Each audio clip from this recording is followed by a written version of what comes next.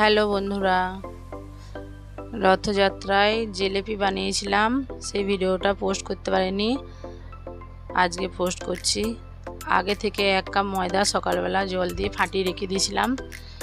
আবার 1 কাপ ময়দা দিয়ে একটু ফুড কালার আর খাবার সোডা জল দিয়ে আবার বাটারটা বানিয়ে নিচ্ছি।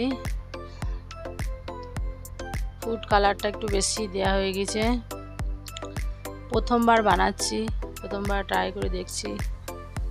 এবার রসটা বানিয়ে নেবো।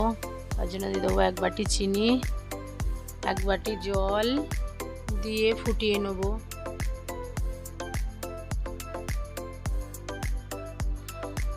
রসটা গাঢ় করে বানাতে হবে। 2টো এলাচ ছেঁচে দিয়ে দিলাম। রসটা রেডি হয়ে গেছে, এবার নামিয়ে দিলাম। এবার একটা প্যান বসিয়ে সাদা তেল 1 বাটি দিয়ে দিলাম। এবার একটা দুধের থেলে নিয়ে ওটার মধ্যে বাটারটা ভরে কাঁচি দিয়ে একটু কেটে, প্রথমবার ট্রাই করছি, দেখো হয় কেন।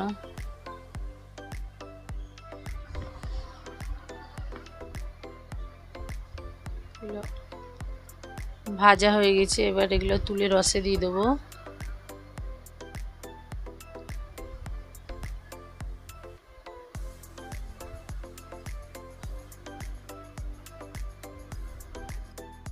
ওই বাটারের মধ্যে দিয়ে দেবো একটু খাবার সোডা, মৌরি, জোয়ান আর একটু ময়দা দিয়ে আবার একটু ফাটিয়ে নেব।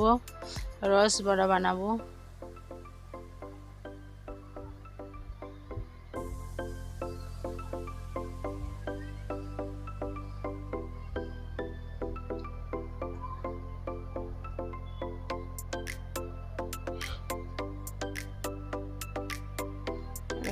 ভাজা হয়ে গেছে, রসে দিয়ে দেবো। এবার পাঁপড় ভেজে নেবো। রথের দিন পাঁপড় জিলিপি খেতে হয়।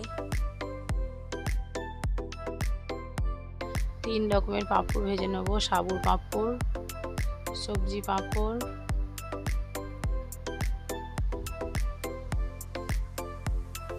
এবার বানাবো বেগনি। বেগনিটা আমি আগে বেসনটা ফেটে রেখে দিয়েছিলাম, উল্টে দেবো। উল্টে পাল্টে ভালো করে ভেজে নেবো। এবার তুলে নেবো। বেগনি হয়ে গেছে। বেগনি, পাঁপড়, রসবড়া সব রেডি।